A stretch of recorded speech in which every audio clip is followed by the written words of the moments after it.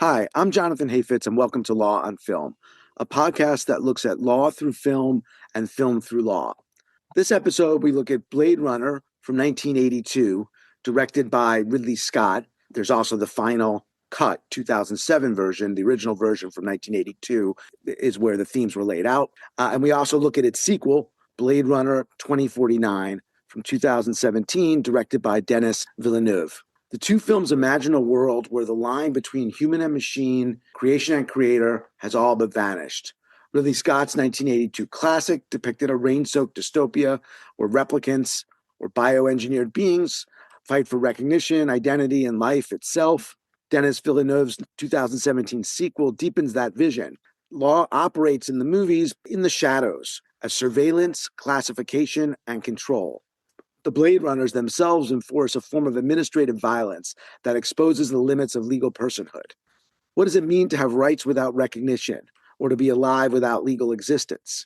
And conversely, what are the implications of recognizing rights and legal personhood in robots and machines? In this episode, we'll examine these and other issues involving artificial intelligence, colonization, and bioethics, as well as the way the films themselves can contribute to and shape public perception about these issues. My guest today is Frank Pasquale. Frank is professor of law at Cornell Tech and Cornell Law School. He's an expert on the law of artificial intelligence, algorithms, and machine learning. His books include The Black Box Society, Harvard University Press, 2015, and New Laws of Robotics, Harvard University Press, 2020. He has published more than 70 journal articles and book chapters and co-edited the Oxford Handbook on the Ethics of Artificial Intelligence from Oxford University Press and Transparent Data Mining for Big and Small Data from Springer Verlag. Frank is one of the most cited U.S. scholars in the area of law and technology. In addition to his scholarship, he has advised businesses and federal and state government leaders in the healthcare, internet, and finance sectors. He has also served on the U.S. National Artificial Intelligence Advisory Committee. Frank, welcome to Law on Film. It's great to have you on to talk about the two Blade Runner films. Thank you so much, Jonathan. I am a big fan of the podcast and just thrilled to be here. So thanks. So Blade Runner, the original release in 1982, is set in 2019, which then was a somewhat distant future, but today is the recent past. And so in the first Blade Runner, one key question, and this question that comes up again in Blade Runner 2049, is whether robots can and should develop emotions. So in Blade Runner, the first Blade Runner, we see one way to determine if someone is a replicant, right, a robot, is to give them this test. They call it the Voight-Kampff test, which essentially measures the subject's psychological and involuntary responses to determine if they have empathy, as opposed to just focusing on logic and intelligence. And the Tyrell Corporation, which is the corporation in Blade Runner that produces the robots, realizes that the replicants might develop their own emotions. So they cap the lifespan of the latest model, the Nexus 6, famously played by, or one of them famously played by Rutger Hauer as the Roy Batty character. They cap their lifespan at 4 years. They were designed to copy human beings in every way except their emotions. And the designers reckoned that after a few years, they might develop their own emotional responses. Hate, love, fear, anger, envy. So they built in a fail-safe device. Which is what? For your lifespan. Another issue that comes up is memory. So in Blade Runner, Dr. Eldon Tyrell, who's the head of the Tyrell Corporation, explains that Rachel, who's played by Sean Young, is a new breed of replicants. They don't even know they're replicants. And Tyrell also gives them memories to better control their emotions. So if you could sort of unpack some of these themes and talk about how Blade Runner captures, reflects, or also anticipates debates, legal or otherwise, over AI and robots at the time the first was released, way back 1982. I mean, before the internet even. Yes, it's a really visionary film, and I think it's visionary not only aesthetically but philosophically. Of course, going back to the source material and Philip K. Dick, I mean, really a brilliant science fiction author. And, I think in terms of this emotion question, it's a really fascinating one, because I think whenever we talk about emotions, it often seems like emotion is a very simple thing to talk about. We all can feel anger or joy or happiness or what have you. But when we really start drilling down to say, what is an emotion? There's a vast literature in psychology, philosophy, social theory, other areas, history as well, thinking about what are emotions. And it really is a critical issue to think, do we attribute emotions to the robots in Blade Runner? Or do we think of what they appear to be emoting as sophisticated simulations of emotions?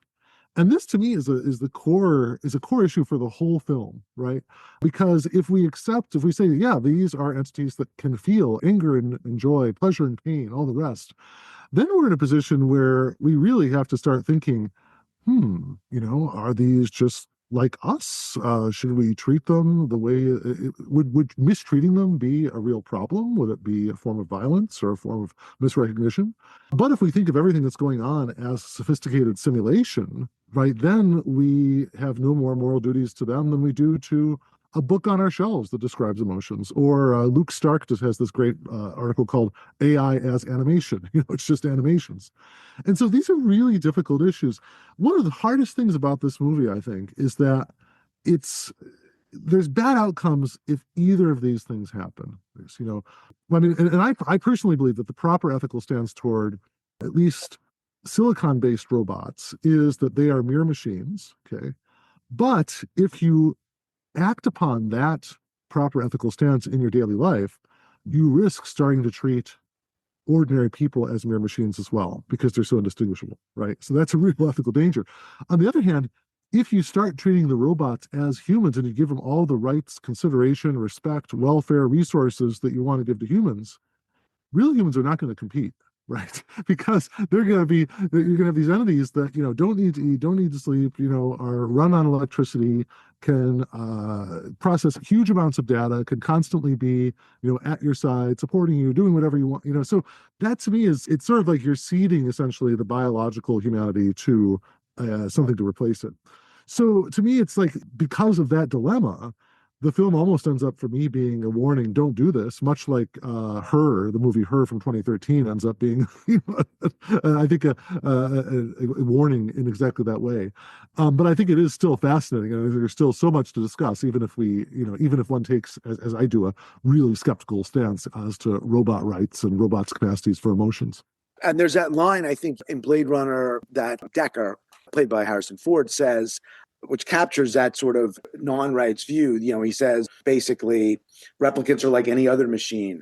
They're either a benefit or a hazard, right? And then part of it's the kind of, I think, the transformation in the movie within, Deckard, Harrison Ford, his relationship with Rachel and Sean Young, where he starts to kind of see beyond that. But I feel like that encapsulates that. The other thing, though, that you mentioned, which I think is interesting too, is the work they do, right? Because they're used for slave labor, work that humans don't want to do in this off-planet colonization, and then they rebel.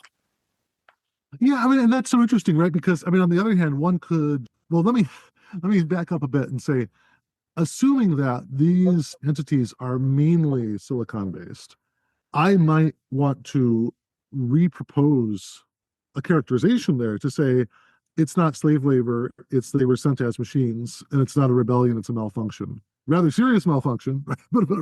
but a malfunction, right? Now, of course, on the other hand, looking at the movie carefully and presumably going back to the source material, there's a scene involving the Dr. Chu, I believe, who's making eyes, right? And so the sense that you get from that is that this is something that is like the robots in the original story of robots, Kapchuk's RUR from the 1920s, which are imagined as quote unquote skin jobs, but not just skin jobs, like all of the organs are somehow biologically being replicated in some sort of chemical vat or something like that, right? And that's some of the things that, it's fascinating. Like when there was a whole controversy over stem cell research 20 years ago, at that time I wrote an article saying, well, what you really need to watch out for is not necessarily the stem cells, but a future where we could chemically synthesize human beings, right? That's a real huge challenge. And then, and once you've done that, once you have really no at the molecular level difference, then there's some real difficult ethical issues that are raised there. And then I agree with the characterization saying slave labor and a rebellion. But it's hopefully a long way off that future as well.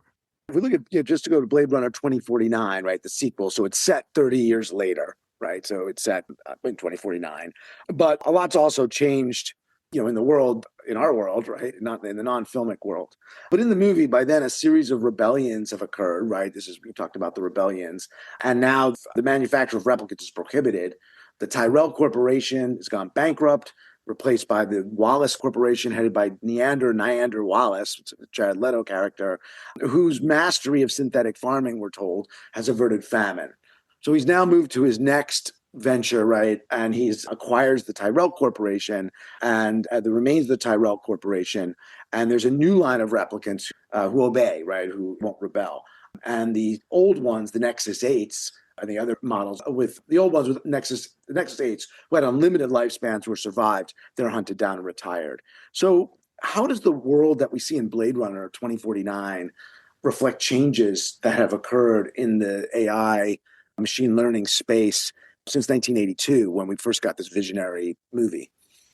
I mean, I'd say a couple of things. One is, I think that, the idea of Wallace as a farmer is so interesting, in the sense of like, could you just scale up the methods that you use in optimizing crops to optimize humans? And there are people going in that direction online now, not necessarily in the AI community, but there's a lot of pressure, aspiration for genetic selection of embryos, things like that, among some Silicon Valley circles, et cetera. So I'd say that's sort of a cultural that's a moving culture that seems to be moving us closer to that sort of future. With respect to AI itself, though, which is what you'd asked about, I'd say what I find most interesting there is stirrings of AI creating AI and robots taking care of robots, right? So, for example, we can imagine, it's probably happening now in some places, AI, generative AI, coding AI to create AI, to code more AI, to create text or videos or whatever it might be, right? And the limit on that is probably going to be a physical world limit of energy rather than any sort of legal regulation at this point, at least in the US and Europe, because it's just being watered down so much. And so therefore, that's a really interesting question. And it goes to an old, to me, it's a symbolic cultural world correlative of a concept from Bill Joy called gray goo. Joy, had this essay, I think, in the early 2000s, where he really worried about nanobots that created more nanobots out of existing materials in the world. And of course, I think that is reflected in Nick Bostrom's paperclip experiment, right? Where he says, we need to worry about an AI that is, even if you had an AI that was simply designed to maximize the number of paperclips in the world, you've got to really worry about that because it might start taking human beings as paperclips, right? It might start taking human beings as material to make paperclips. So my bones might be very useful for it to make paperclips or something, right? And so that is a theory of like, super intelligent AI, et cetera. And I realize that that's way off in the future. There's lots of people in the AI ethics community who think that the AI safety people who worry about this stuff, like Eliezer Yudkowsky, et cetera, are focused on completely the wrong problem. It's too futuristic, et cetera. But I think when you look online now, you see that 50% of materials online by one study are AI generated. Very easy to imagine that getting to 95, 100, 95, 99%, in a few years, because an AI can probably generate as much as I've written in my lifetime in a day. So, and plausibly fluent language. Certainly, I hope not having with the level of insight that, scholars have, but I don't think it does. But I think it would just be fluent language that, somebody with a search engine now has to sort through. Imagine like you spend your whole scholarly career at mastering one area of law and you write about it. You could have AIs writing 300 times as much as you ever did, and then someone has to sort through it all, right? If we don't have systems of provenance, et cetera. So that to me is the interesting sort of thing in terms of like AI going out of control, is that like this aspiration of Neander Wallace is not happening in the physical world yet. But the one intimation of that I saw recently was I saw this wonderful clip of a solar powered robot cleaning solar power panels itself. And so, you can imagine eventually, it's like it just keeps recursively sort of, you can create robots that create solar powered robots that, help clean the other solar powered panels or things like that. And these sorts of things I think are quite possible and plausible in the future. And that's where I think these current developments in some ways rhyme with, even if they don't exactly match the type of future imagined in Blade Runner 2049. That's so interesting and also so sobering for as academics, as for many other professions and other jobs, right? And that's sort of one of the main fears. I feel like a lot of the sort of main fear, it seems like, in the film in Blade Runner 2049 crystallizes around the idea of robots being able to give birth, right? And in the original Blade Runner, it was, they tackle questions of love and intimacy and Decker's relationship with Sean Young. We see that replicated in some way in Blade Runner 2049 with Ryan Gosling's relationship with Joy, Ana de Armas, the hologram-like character there. But it kind of goes even further, Blade Runner 2049, by raising this question about whether replicants can give birth, right? And Rachel was a replicant, did give birth to her daughter, and that sets up the whole action in the film, right? And you get kind of these competing agendas. I think you have the police, the government, trying to recognizing this as a threat, an existential threat that breaks the world, right? That's as expressed by Robin Wright Penn, who plays the chief LAPD character. The world is built on a wall that separates kind. Tell either side there's no wall, you bought a war or a slaughter. Another competing view is the Wallace Corporation, right? And they want to find the Jared Leto character, Neander Wallace, wants to find the child, unlock the secrets, so he can create an empire of self-replicating angels, right, as he calls it, which will fuel his, labor force, provide his labor force to fuel his ambitions of an extraterritorial empire, right, and his own godlike complex. And then the third kind of competing strain there is Freyza, who's the leader of the rebel replicants. And for her, it means autonomy and freedom. And again, it's a way to be kind of like equality or something greater than equality, being, more human than human, the old Tyrell motto, right? So how do you kind of see this themes, not just around love and intimacy, but also around childbirth and about the implications for what we've been talking about and personhood and being distinctly human and the threats robots could pose? Yeah, the way that you put all these things together, and it reminds me of Joel Garrow's book, and I'm forgetting the title, but it was a book that sort of talked about convergence of genetic engineering technology, robotics, information technology, and nanotechnology. We don't hear much about nano anymore, but we do hear about these sort of like these other entities or other forms of research that challenge our concept of ourselves as unique in the universe, which is, in a way, a recapitulation of the challenges that were posed by Darwin, Marx, and Freud, right? To quote the old Jacques Barzun book on their intellectual history, Darwin saying, well, really, we're just a random assortment of molecules that managed to be, the fittest, and there might be something that will be fitter than us in the future, et cetera. And so the worry that I have with this in terms of like the giving birth idea, I think that it is a really interesting way of the problem, I think, for Freyza's point of view, the last point of view, that like this is just a form of liberation, et cetera, is that we think back also to that encounter of the doctor and some of the replicants in the first movie. He says, well, I just make the eyes, but Tyrell, he made your brain. He's brilliant. He made your brain. And that to me is the real fear here, is that you have a large number of entities that have been really influenced by this one, rather bizarre characters, either Tyrell or Wallace. And we see this almost recapitulated nowadays because I think recently Elon Musk had some comment about wanting a robot army or wanting to make sure he never lost control of his robot army because of certain corporate structures in Tesla, et cetera. And that to me is quite terrifying. And it goes back even to a point that C.S. Lewis made in The Abolition of Man, where he talked about sort of his worry about genetic engineering was, again, just giving this enormous power. The type of changes that have happened in humankind have happened over, many, many, many years, thousands of years. And to give this enormous power to this like one set of people at once, even if it was democratized, scared him. But in this situation, it's not even democratized. So to me, that's part of the intersection of like the political economy and the bioethics here is, and even the metaphysical spiritual elements of it here, are that having that type of power granted to one person or corporation who will have set the minds up of these entities, right? And that I think is something that the movie hints at, but it doesn't really deliver. But I think that as we consider it more deeply, that's the worry I think one must have about saying, well, they can give birth and therefore they're just like human beings, and let this sort of let them be freed or liberated, etc.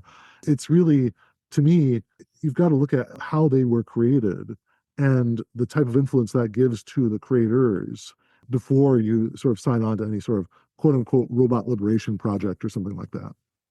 We talked about, you mentioned, right, you've kind of critiqued this idea of robot rights, right, which you say is, allows people, to theorists, futurists to fantasize about these benevolently sentient machines with unalterable needs and desires protected by the law, right? And so, what's the strongest counter in the Blade Runner to your Blade Runner movies to your theory that maybe that we should recognize robot rights and some form of legal personhood? Is it something that makes the robots distinctly human, whether it's falling in love or acting out not in their own self-interest, right? We see Kay in the Ryan Gosling character in Blade Runner 2049 making a series of choices that kind of a human will make, right? He disobeys certain commands and he kind of starts to act almost human in terms of pursuing this agenda and resisting pressures from all sides, from the police, from the rebels, etc.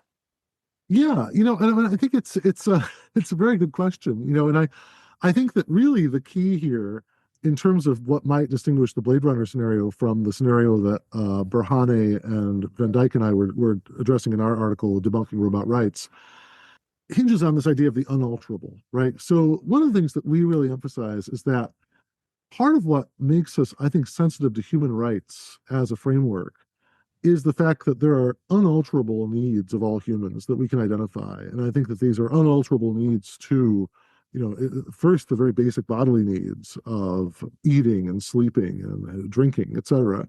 But then well beyond that to things that are more culturally imbued, but I think nevertheless part of human flourishing on any reasonable account of being able to reason, to think, to learn, et cetera.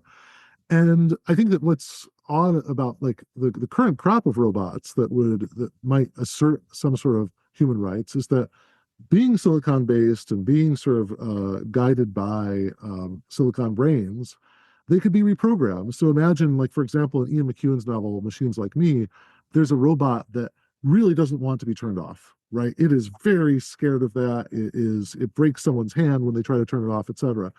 And essentially, you could easily program a robot like that to simulate it's enjoying the rest, because it's just doesn't have to operate anymore. It could be just like going to sleep. But we sleep 8 hours, maybe it sleeps for, longer than that or shorter or whatever it might be.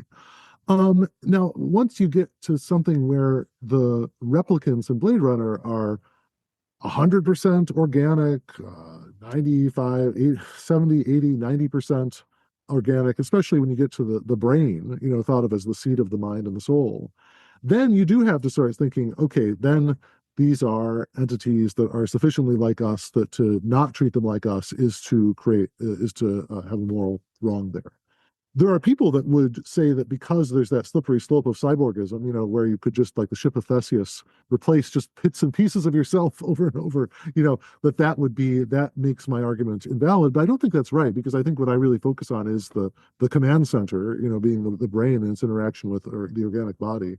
And so I think that that's the difference. But yeah, I think that's the question then becomes, the ethical issues, I think, then gets pivoted less to robot rights than to thinking about what type of society is created when you allow corporations to create organic entities that are indistinguishable from human beings.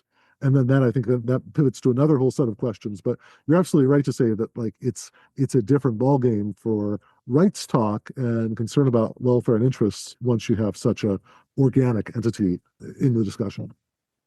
Yeah, maybe that's a way to kind of bring in the work by Kate Darling, right? Her book, The New Breed, What Our History with Animals Reveals About Our Future with Robots. And you kind of alluded to this before, that maybe they should be, somewhere not human, or kind of avoid a strict human, non-human dichotomy, but as robots, it's kind of a new category of companions, right? Something more like animals than persons or objects. And I think, you can see that a little bit in the film, especially with the hologram character played by Ana de where it does kind of almost seem like kind of a companion in a non-human sense.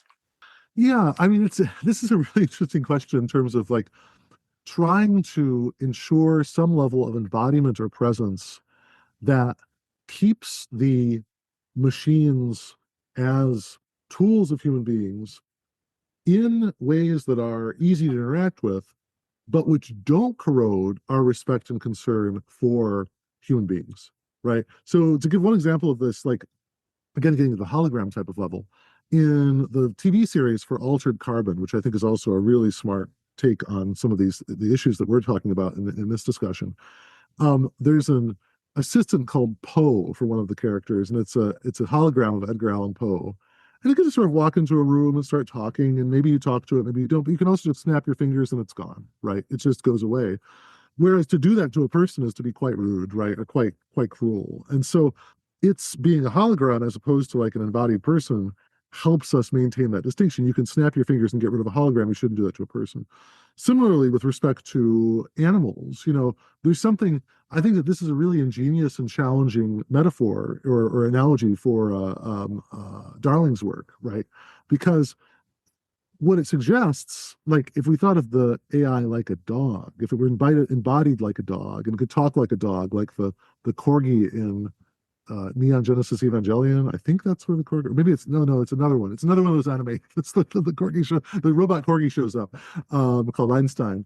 But like it's something where you sort of have this ongoing relationship with it, and you see how much people care about their dogs, but there's still this distinction between the dog and a human, right? You wouldn't, there are points at which you just wouldn't really struggle between thinking about how much you need to dedicate to the dog versus to a child or something like that. And so I think that that's another helpful clue here about proper design for entities that could simulate talking, concern, either emotional or intellectual engagement with a human being. And that's why I like the Darling work. I also think that like what's useful about the Darling work too is it might also alert us to the very scary ways in which AI is different than us, right? So for example, if I was, swimming in a bay in Australia and I saw a beautiful fish, I wouldn't necessarily try to reach out to it and touch it because I know that Australian fish, there might be like a rockfish that will sting me and cause incredible amounts of pain, right? Or just a wild animal, right? A bear can look very cute, but you're not going to actually pet it. And this is like that Werner Herzog film about the guy that became friends with a grizzly bear. I think it's called Grizzly Bear, right? And he thinks he's really friends with it, but then at some point it just eats him, right? Or just mauls him or something, right? And this is conveyed in the whole AI safety literature on the Shoggoth. I think they take this character from H.P. Lovecraft where they say all the interactions you have with LLMs, it seems like it likes you, it's friendly, it's deferential, it's constantly deferential. I was listening to a podcast recently about AI girlfriends and boyfriends where they can change the personality and make it like entirely deferential and remorseful to you at all times, right? But behind that, who knows what's going on? And Anthropic has actually released research where they say these things are reporting thought processes that do not match the actual thought processes, or reporting information processes but that don't match it. So that's another really useful element of the Kate Darling analogy is don't just think of it as an animal like a dog. Think of it as an animal like a leopard that may be beautiful and may be quite, you may want to pet it because it looks so lovely and reminds you of a cat, but it could, bite your face off at any point because you do not understand on a fundamental level what's going on in its information processing. Also, I mean, there's the self-preservation aspect, right, which you talked about with, you don't know, right, with certain unknown animals and aren't domesticated, right? But it's also like, and I think this is maybe where some of the, original animal cruelty comes in. It's not also just about the animals, right? It's also about what is that about us, the humans, right? And so you see Neander Wallace is like exploiting the robots because he can't exploit the humans. And there's sort of like, there's something in the way that restrictions or any regulation of the way you treat robots and preventions about cruelty to robots may not even need to depend entirely on their status as sentient or non-sentient beings, but just on the fact of this sort of like regulating what humans are capable of and sort of certain impulses in humans, the cruel impulses. And we see the way there's sort of human cruelty acted out in the movie against some of the replicants. Yeah, I mean, I think that's a really important point is to sort of think about like, I mean, it's what we're facing now, I think, is something that, we've really got a lot of work to do in human computer interaction And we've got to thread a very delicate balance. And here's one example I would give, right? I think most parents would not want their children to grow up and come back and say, I've fallen in love with a chatbot, right? I'm not getting married. All of my needs are met by this chatbot online. She's beautiful. She, talks to me all the time. She's always supportive, et cetera, right? I just am going to marry this chatbot, right? Most parents would not want that. I'm almost certain. I've heard Ezra Klein on his show say at one point, oh, I think my kid would grow up with chatbot friends, et cetera.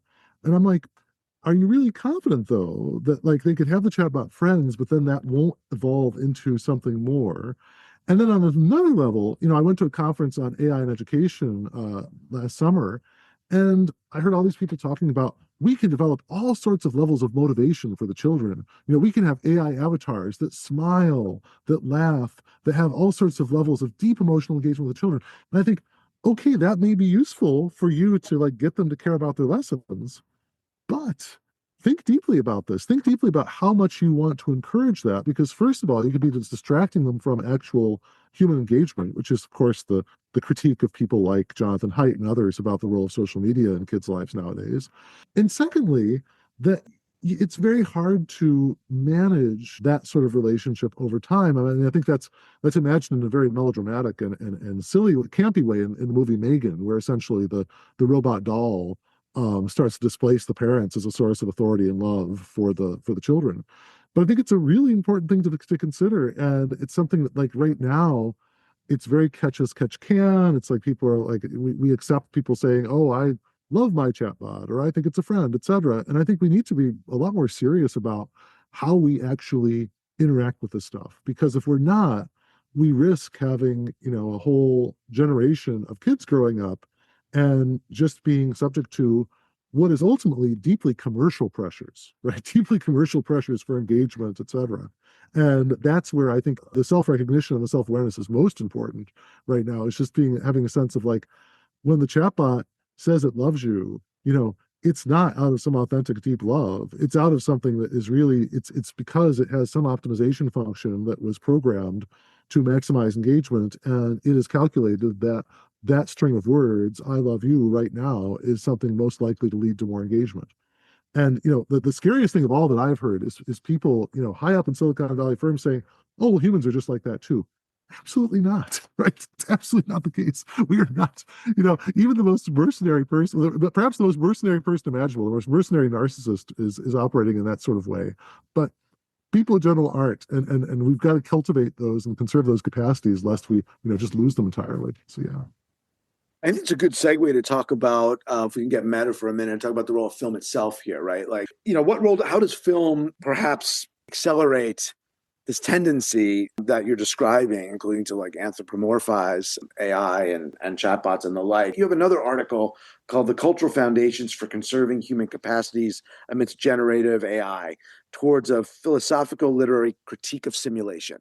So here, basically, the essence of your argument is or you warn about the drift towards an evolutionary environment where individual decisions overvalue, over-empower, and overuse AI, advance machine and algorithmic modes of thought to the point that distinctively human and non-algorithmic values are marginalized. And you talk about literature and film here. You argue that they can help us avoid this drift by structuring imaginative experiences that vividly crystallize and illuminate the natural tendencies of individual decisions. So I wonder, is films, and we'll talk really about the Blade Runner films here, where do they lie? Do they help resist this drift, or do they sort of push it along? What role does film play, and what role do these films play? It's a great question. I'm going to give two cheers for film. And I think I think what's fantastic about this film is that on the one hand, you're absolutely right that like if you think about the Roy Batty speech or the K actions, certainly that is something that's going to encourage what I find deeply worrisome tendencies to blur the boundary between man and machine, right? That blurred boundary between persons and AI is a really worrisome thing that I think we really need to watch out for. On the other hand, what the movie does accomplish brilliantly, I think, is scenario analysis, right? So you have a scenario analysis where, in some ways, the super rainy LA is anticipating climate change, perhaps, or maybe we're just lucky that it does that. It's like, well, maybe we're just lucky that we can imagine that. But the ways in which you're seeing a world of extreme inequality, right? I mean, you have sort of the off-world colonies where people are being, sent to either as slave labor or as being lured into, and you have to laugh when you see that, right? I mean, the implication is clear that it's going to be horrific out there, like for anyone that's running a Heinlein or whatever, so that's going to be bad.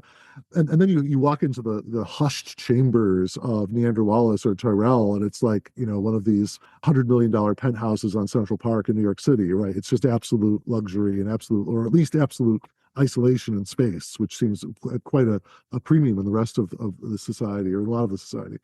And I think that, it all fits together in a way. Like, I think that, if we think, for example, of people in Ready Player One, either the book or the movie, sort of retreating into a virtual world as the world around them falls apart. These films sort of, I think, imagine scenarios where relationships between human beings become so difficult, so fraught, so hard to manage. There's such a loss of social skills because so much of it is sort of like you can just interact with the cloud or holograms or some entity that you can control, that it all goes together. And I think that to me is the use of film in a way as a, of course, it doesn't need any use at all. It can be a purely aesthetic. That's the other cheer I would give for film. So my two cheers are film as scenario analysis, which warns us about what all this would bring with it. It might bring a lot of interesting, amazing technological developments, but also a lot of suffering and alienation. But my second cheer is just simply as an aesthetic phenomenon. Blade Runner, the first Blade Runner is amazing. I mean, absolutely. And then the second one too, I deeply admire. But I think the first one particularly, I mean, that would not be out of place today in terms of thinking about futures and in terms of visual direction and the rest. It's just a beautiful film. I remember also the scene involving when one of the replicants goes to with the man who's developed the monkey, the monkey companion, and this other companion, quote unquote companions that are like the little robots, etc. And just the mess and dirt that are left. And yet, you have this one consolation in terms of like this animate technology.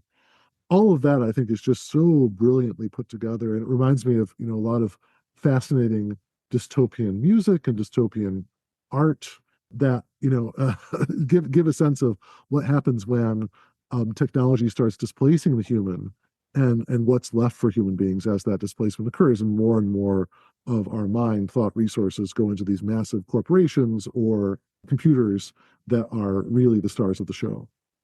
Yeah, I mean, that scene reminds me at the house reminds me of the sort of land of the misfit toys and the yes, Georgia, yes. Right? But there are, yeah, it is. It's, I mean, yeah, the sort of dystopian vision of Blade Runner 1, especially, and you mentioned the original source material, the Philip K. Dick novel, "Do Androids Dream of Electric Sheep," and to kind of bring that alive, and that whole process itself is fascinating. I mean, there's so many potential offshoots. You also mentioned the Rutger Hauer, Roy Batty speech at the end, "Time to Die." I've seen things you people wouldn't believe. Attack ships on fire off the shoulder of Orion.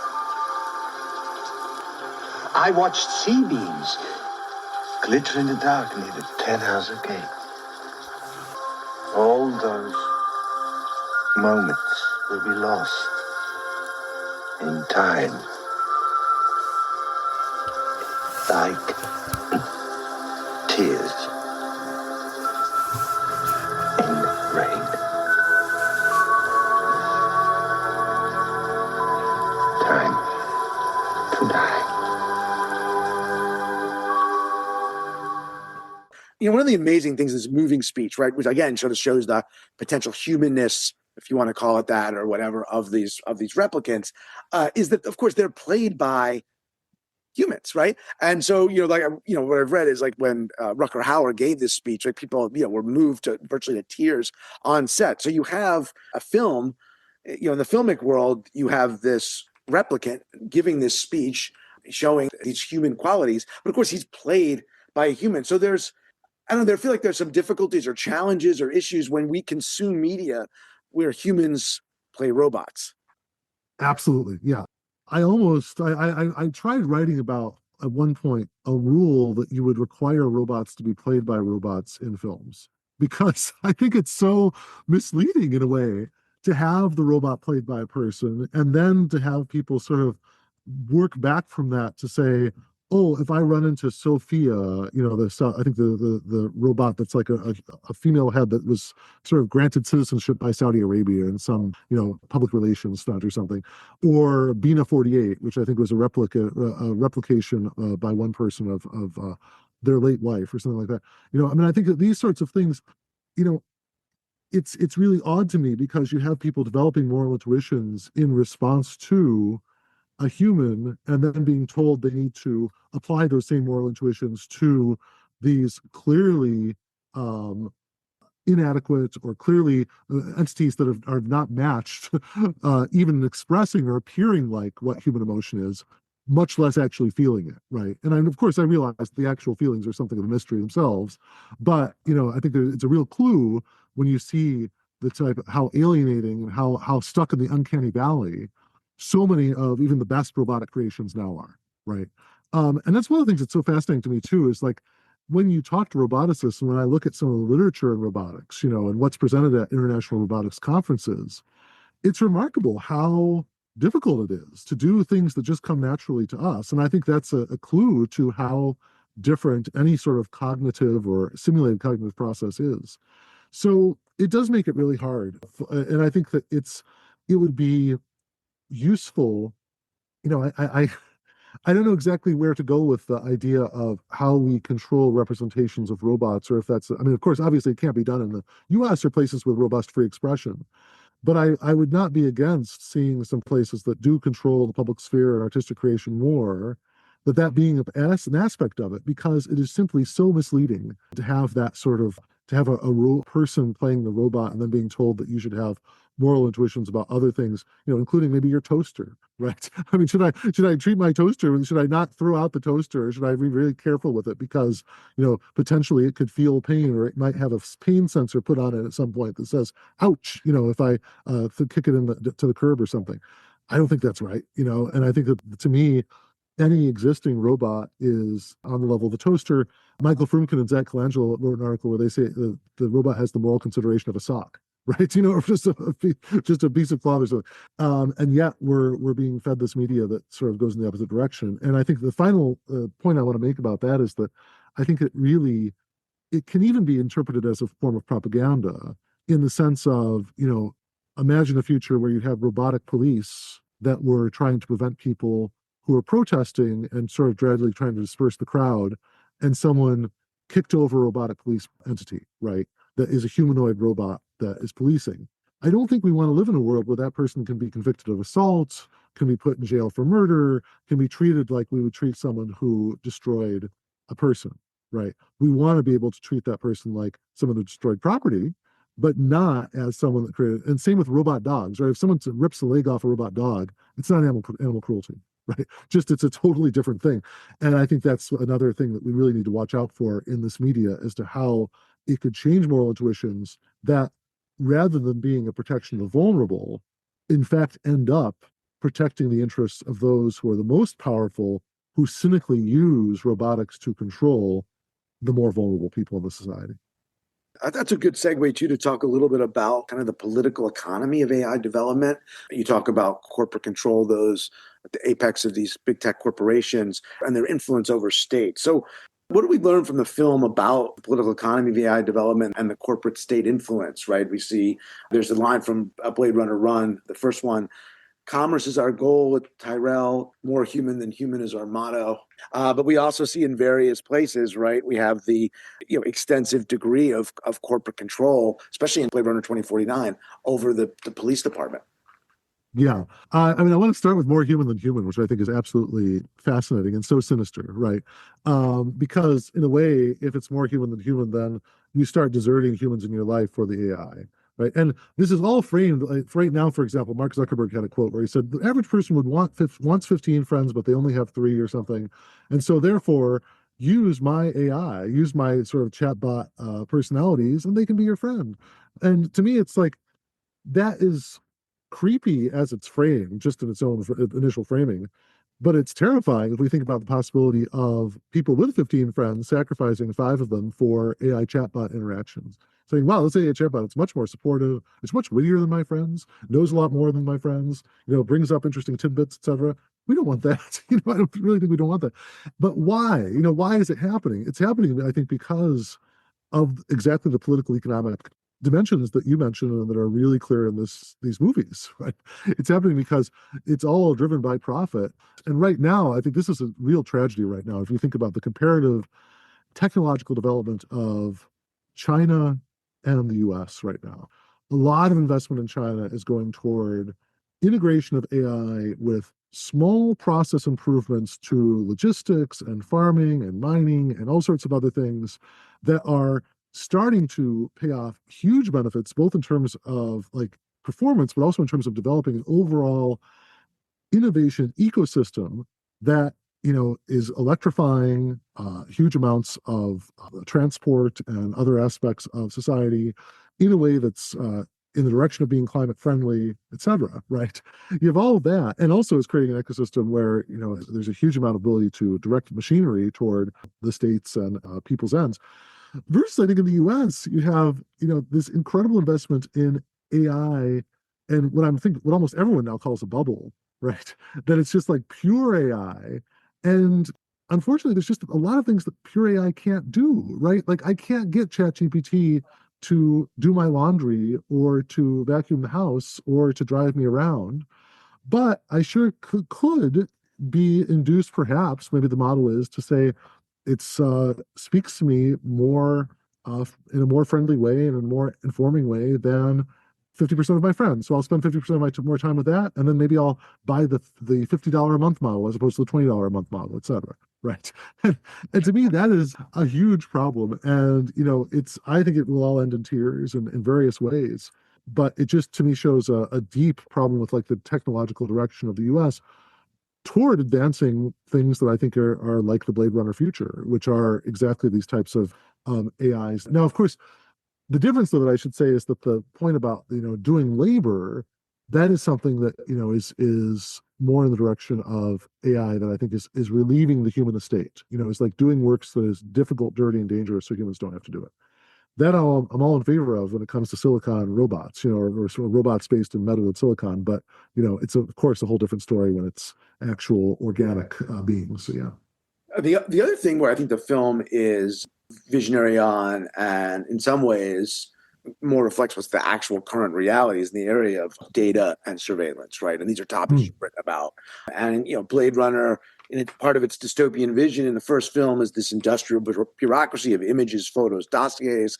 In 2049, Blade Runner 2049, the Wallace Corporation has like almost all-encompassing panopticon-like access to information, and it's got this massive data infrastructure for surveillance and control, even over government data, right? That's another sort of the private sector, right? It has access to, some ways legally, some ways illegally, to the LAPD data. So, and they learn so much, right? Even the holographic companion for Kay, right? It's a Wallace product, right? And so the data that it gathers from Kay and its relationship with Kay gets fed back to Wallace. There's also like surveillance drones that, they have just massive sort of scope of information. They record everything, right? Even the conversations, the initial conversation when Rachel and Decker met in Blade Runner 1 had been recorded and is like played back, right? In Blade Runner 2049.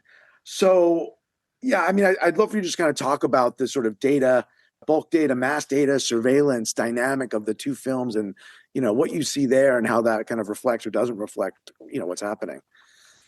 Yeah, it's a terrific angle on all this because it is the data that powers all this stuff.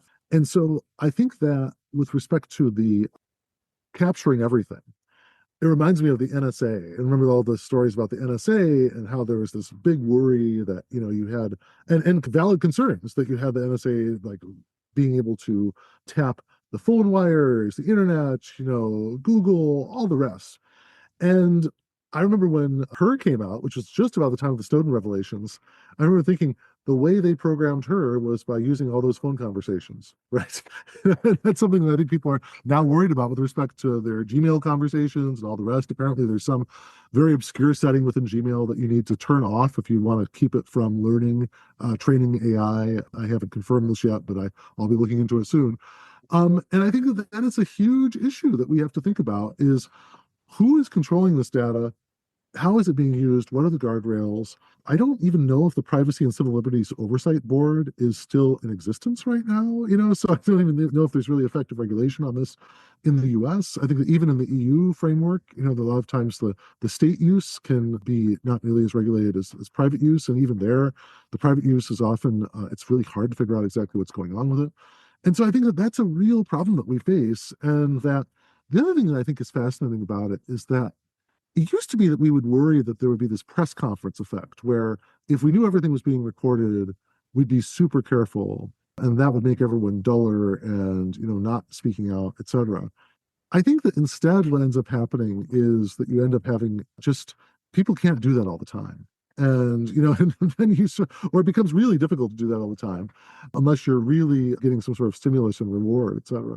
And the other thing that I think that is used in a really artistic way in the first film is when they keep going back to the initial Voight-Kampff test for Kowalski, for Leon Kowalski, right? They keep going back to that and they keep replaying it. And it's sort of, to me, it's like, it sort of shows how when you save everything, you start creating these possibilities for people to start obsessing and looping over and over again certain memories. And there are Black Mirror episodes on this, of course, about the grain, the sort of thing that was being put in people's ear, and the possibility of these glasses that record everything as well, the whole life logging literature. All of them, I think, lead to a thought that we're better off with a lot more ephemerality. We're better off with a world where, like, it may seem like we want to record everything. We see these images of concerts where 90% of the crowd is looking at their phones, looking at the singer or something like that, right? Because they want to be sure they've captured the moment in exactly the way they want to capture it. But to me, it is yet again part of this world where we got the technology that promised this recorded present, and we thought that would be great because we wouldn't have to forget anything. But what we learn is that it creates all of these other complications and liabilities and difficulties. And I think it pushes us toward a world where we just don't even engage, or at least wanting a world where we have a lot less recorded. And that I think is a really important lesson of the film as well. Let's talk about just how the films speak to the possibility of a positive post-human future, right? If they do it all, and how they intersect with terrestrial ideology, right? Transhumanism, extropianism, singularitarianism, cosmism, rationalism, effective altruism, and long-termism, terrestrial ideology, which is the cluster of iterative beliefs that have become so influential in Silicon Valley, AI research circles, and some future techno-utopian movement. So is there some positive post-human future that the films speak to, or is it just pure dystopianism? I'm very much on the side of pure dystopianism, but let me try to get myself out of that hole because to get myself out of that despair. I recently read this book by Lauren Goldman called The Principle of Political Hope, and it's all about how one has to have hope. One has to have some hope in the midst of it all, and probably there's a principle of technological hope too. But let me start with why it's so hard to have it. And I think that one reason it's hard is when you mention, for example, long-termism out of that bundle. I mean, the long-termist utilitarian calculus is a really rough one for current humans, right? And you see it in the concept of the ravine in the three-body problem, or in the jackpot and William Gibson. There are these ideas that maybe we're going to have this disaster that wipes out 90% of people, but after that, there will be this incredible efflorescence of human learning and technological advance, et cetera. And from a long-termist perspective, that's okay, right? If you have if you have something that wipes out everybody, but in the end, it leads to something that is far, far greater and wonderful in the future, that's just the breaks. That's, some sort of secularized soteriology, to use the Weberian term of, thinking about how we'd explain like terrible things happening. And so, that's really worrisome. I don't want that. I don't agree with that long-termist ideology at all. And I think also in terms of like singularitarianism, that to me almost always read as an insistence that human beings merge with machines because that would be the most efficient way to do things like space explorations, which is the cosmism aspect of the discrete ideology, and other things like that, right? So that to me is all worrisome and all undue pressure and danger on our current global civilization of over 8 billion people. Where I do see hope, though, is that I think that if, to the extent you can try to direct all of these amazing technologies toward improving people's living standards, it's quite encouraging. There's a recent article, I think co-authored by Jason Hickel, on how much it would cost to provide decent living standards to everyone on Earth. And he estimates with a co-author that it's like a redirection of 1/3 of the world's resources and energy, right? From where it currently is to making sure that everyone has what they define as decent living standards. And I think that that's a real hope. And, when you think about like Wallace's start in farming and being a brilliant farmer, that to me is part of this glimmer, this vision of where things could have gone much better. And in the same way that some of the characters look back on their memories or the sort of the photographs with nostalgia about, oh, imagine that world, etc. I think maybe we're called upon to look at those arcs of character that somehow got shifted and changed. And I'm sure if I'd read the novel, and I have to confess that I've not read Do Androids Dream of Electric Sheep, but I imagine that might be part of it. And this conversation is going to turn me to reading it finally, to look for that, to look for exactly that, to see, did even someone as pessimistic or apocalyptic as Dick, could even he have imagined some alternative paths that we could have gone down, that the society could have gone down, that would have been much better. And I think that maybe is the hope that one can find at the bottom of the Pandora's box that is the Blade Runner universe. They really do with the Wallace character, right? It really is a good kind of character depiction of the Silicon Valley figure, right? As we've seen, right, sort of altruistic in the beginning and then becoming kind of corrupted by power and desire for godlike influence. I do feel like, without mentioning names, I feel like we do see that now in a number of different people out there. Yeah, no, it's true. You definitely see that. It's in all of the stories of how quickly things like effective altruism were diverted toward things like, well, we've got to have this castle in the countryside because that's gonna, that's gonna really influence people and make them, and I think it's so easy, and by the way, to make a philosophical point about it, I think that the problem is very much a utilitarian outlook, right? Once you go really hard utilitarian, and once you sufficiently expand your idea of what utility or pleasure or whatever your endpoint could be, there's a huge, weird range of futures that you could try to advance. And I think that to me is the issue. Is part of the issue that exactly is what you're identifying about that diversion from recognizable and clear helping of humanity, like what the U.S. Agency for International Development does, right? Very clear, obvious ways in which it prevents people from starving and keeps kids from getting tuberculosis and the rest. Once you get diverted to that, to like, we're going to space colonize the universe. There's a lot of very, very worrisome ways that could be directed and could harm people in general. Frank, any other points on the two movies you want to pick up on? This has been a wonderful interview. I just want to thank you for so acutely and insightfully connecting some of the work that I've done over many years to this. The last thing that I guess I would say is that, the first article I wrote that kind of got me involved in some of these sci-fi themes goes back to 2002, and it's called Two Concepts of Immortality. And one of the ideas of this article is that there's a positive way of being immortal, which is that you could be remembered for a long time, or at least aspiring to immortality is being remembered for a long time for something that you did that was hopefully relatively good. And a negative immortality is just trying to avoid death in whatever way possible. And I think that what the films dramatize so well is that all of these ways that people imagine of technologically avoiding death, be it downloading your brain into an Android or developing, endless biotech that lets you transplant out your heart and your lungs and your kidneys and maybe your brain as they go, that those lead to really dystopic, inegalitarian, unequal futures. At least it's very hard to imagine a future without those sorts of features if you go for the negative immortality. And so I think that's another way in which I would see a moral in the film, although I primarily value them, as mentioned earlier, as aesthetic achievements than as moral guides.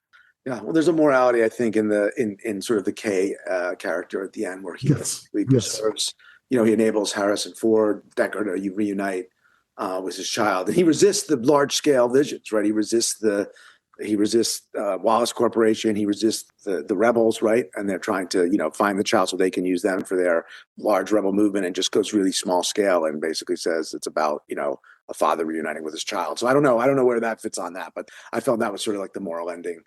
Totally agreed. Yes, I agree. Well, Frank, it's been so great to have you on the podcast and to share your vast knowledge of these areas and insights. So thanks again for coming on. Oh, you're welcome, Jonathan. Wonderful podcast, and thanks so much. It's been a real pleasure. Thanks.